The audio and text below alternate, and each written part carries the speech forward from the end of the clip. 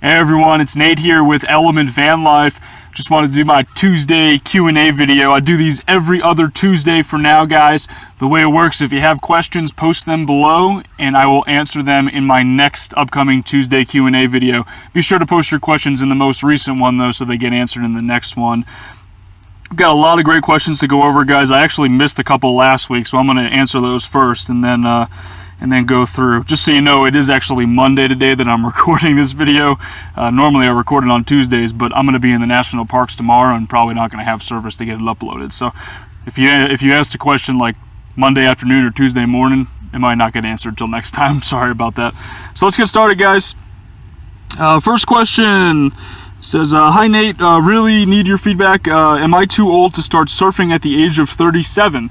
I don't want to be a pro or anything, just to be a confident surfer. I will have a few months off work soon. I plan to travel and surf as much as possible. Could you please reply in your next Q&A video? Keep up the good work, dude. Your channel's amazing. Thank you. No, you're definitely not. At age 37 to get started, definitely not too old to get into it. I mean, you know, surfing definitely takes a lot of time to get into and to get confident at and to get good at. You really have to dedicate, you know, a lot of time to going out there and mostly just getting your butt kicked.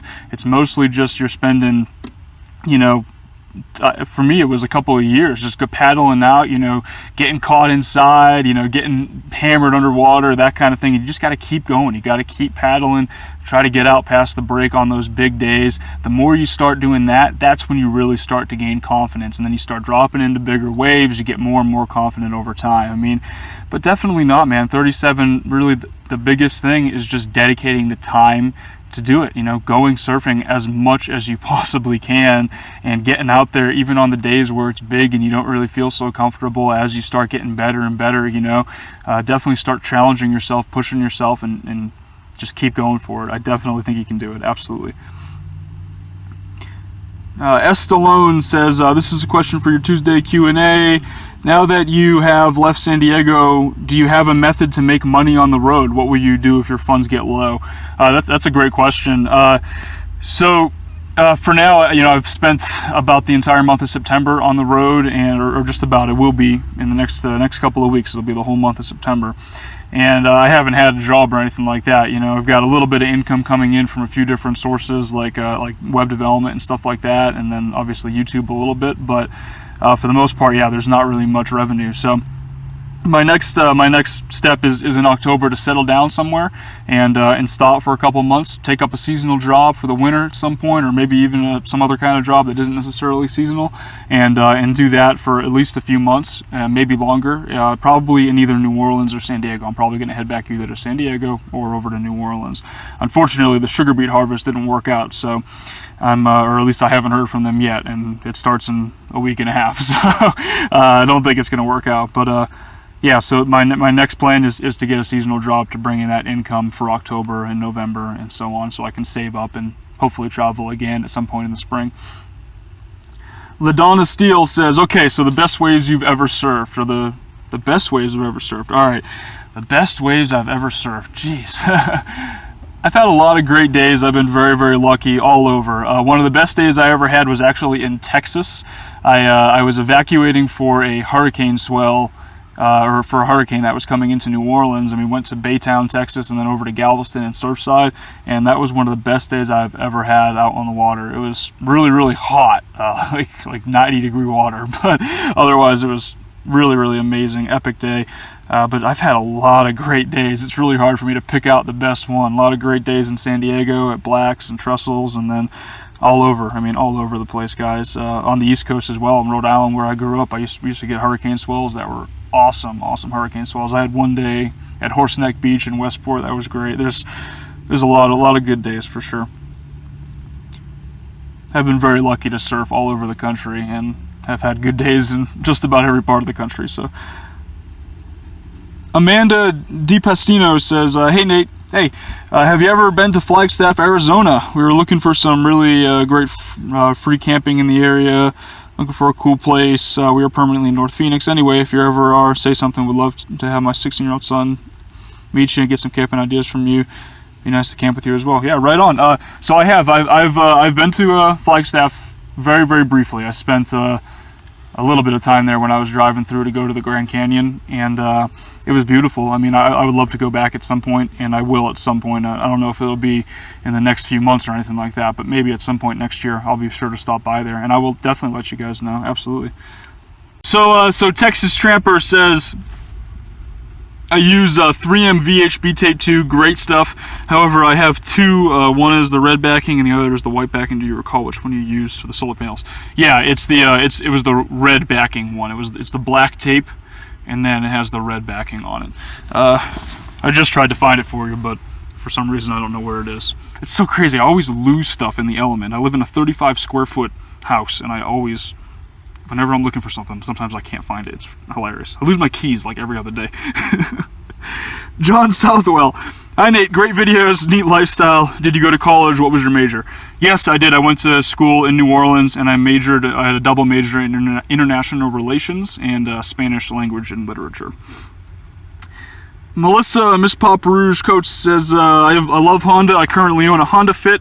I use it for camping trips. Given the current lineup, if you had to choose only a Honda model, what would you choose and why? Oh, jeez. That's a tough question. So for me, like if I'm looking for another vehicle, it's going to be something that I can live out of. So that kind of eliminates everything Honda except for the Odyssey, and because obviously they don't make the Element anymore. So, and I don't know if I would get an Odyssey. I'm not really too confident in some of the more recent Odysseys, but I think I've expressed that in other videos. But I guess I would choose the Honda Odyssey if I had to choose a Honda. I do like the CRVs. The newer CRVs are nice, and I think that they're pretty solid vehicles based on the limited research that I've done on them. Yeah, but I like the Ridgeline too. I don't even think they make the Ridgeline anymore, but I couldn't really live out of the Ridgeline. Like the bed is too small for a truck camper to go over it. So yeah, if my next vehicle, honestly, is probably not going to be a Honda, unfortunately, unless I get a used Element or something like that. But if I do get upgrade to something bigger, I'm looking like Nissan NV200, or even like I don't know, possibly like a Ford Transit or something like that. But No Go Pronto says, question, in one of your previous videos you mentioned that your parents were not happy with your decision to live in a van and that you were not on speaking terms with them. Has anything changed at all, and did your parents wish you well when you left to go on your journey? Thanks for the answer and safe travels. Thank you. Yeah, so I've been on speaking terms with my mom. I talk to my mom all the time, this whole time, but my dad, sometimes we don't really talk that much, and I have been talking to him a little bit more recently, which has been good, I guess, but they didn't really wish, I mean, obviously they want me to be well, you know, obviously they wish me well on my journey and stuff, but they definitely don't support it, and they're still blatantly like, you know, when are you gonna get an apartment and get a real job and then get a girlfriend and a mortgage and get married and have kids and, you know, so on and so forth, you know. But maybe they're opening up to it a little bit, not really sure, but I think as time progresses they will continue to become more open to it, and I'm just going to continue to love them and appreciate them and everything, and hopefully things will get better. Bree Fujimoto says, were you ever parked at Swami's and Encinitas? I run there, and to come to think of it, I remember seeing an Element with the same color as yours. I have parked there before. I never parked overnight at Swami's, but I definitely had been there. I had a couple of friends in town in San Diego back in May, I think, or so, and we had gone there a couple of times to check the surf and check it out a little bit. We never ended up paddling out there, but yeah, I've been around that area a couple of times, so it's definitely possible. NZ says, new subscriber, love your content. Thank you.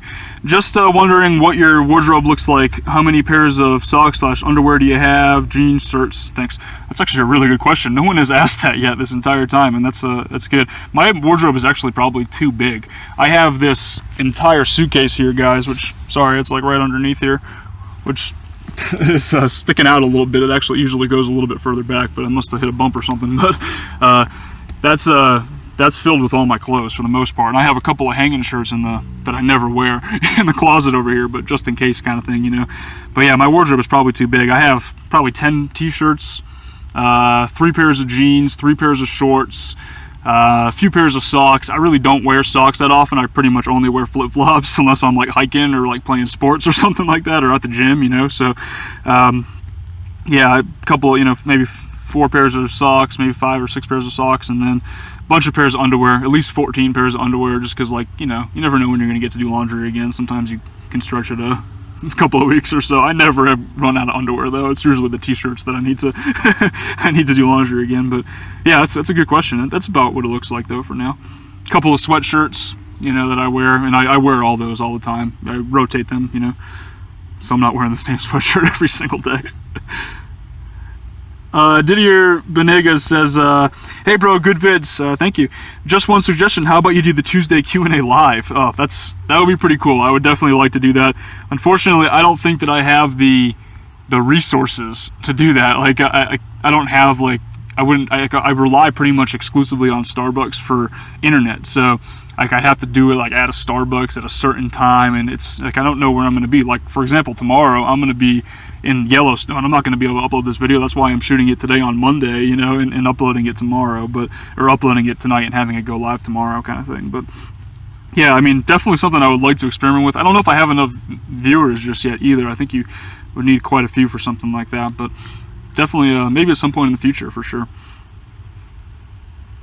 MFS Licks says, or MF Slicks says, a new question after watching your San Francisco / Portland video. What's the name of the Korean place you went to for Korean rice burger? It was called Koja Kitchen was what it was called. It was on Clement Street, I think it was, and like somewhere like just I guess just north of like Golden Gate Park, and it was really good. I definitely recommend checking them out. It was delicious. Pretty cheap too for the burger. I got like I think the prime rib rice Koja. It was good. Hey Nate, nice job on your videos. Thank you. Have you heard back from the sugar beet harvest about working? This is from Willie Carmichael. Yeah, I haven't heard back from them yet. It was funny. They like 2 weeks ago they called me. A guy called me from the sugar beet harvest. He called me to tell me that they were gonna call me next week. And that's all. Like there was nothing else. I was like, okay, sounds good.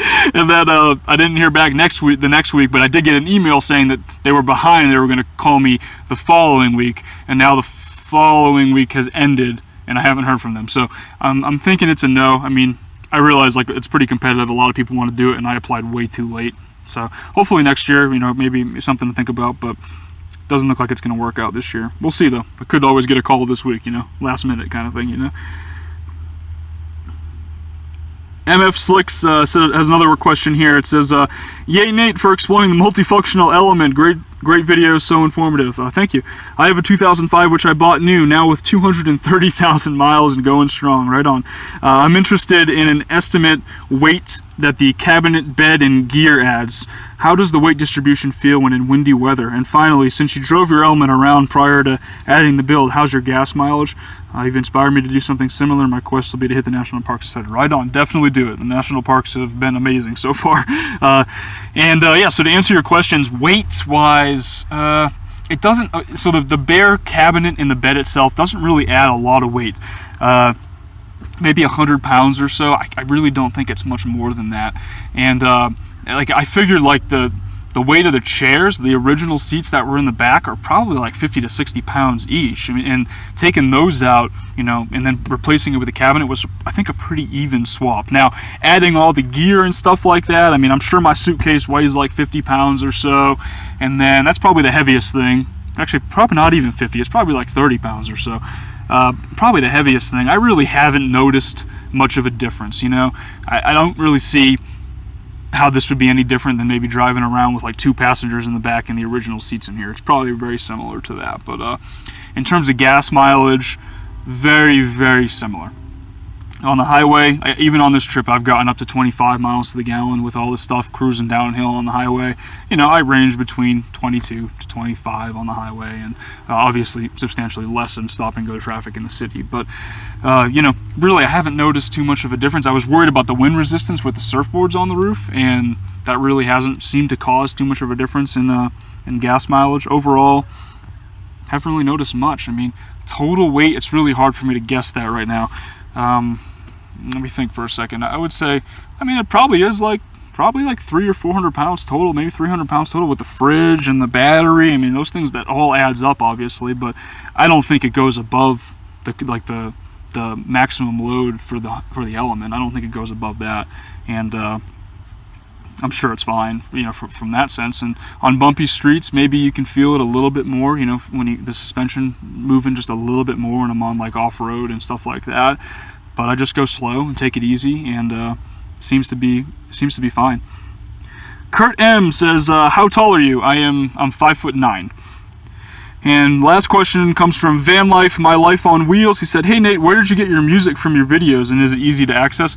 The music just comes from the YouTube audio library. I just use the YouTube audio library. It's all free to use, and YouTube provides it for creators. So there's a ton of stuff on there, and I usually go through it and listen to a lot. I like to just listen to the music anyways and decide what I like and what I don't like, that kind of thing. It's fun. So yep, that's what I use.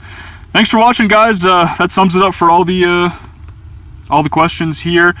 Post your questions below and I'll answer them in the next one. The next one will be, let's see, it's going to be in October. Looks like it's going to be on October 4th. Will be the next Tuesday Q&A video. So get your questions below and I will answer them in the next one. Please like and subscribe if you haven't already, guys, and I'll talk to you all in the next video.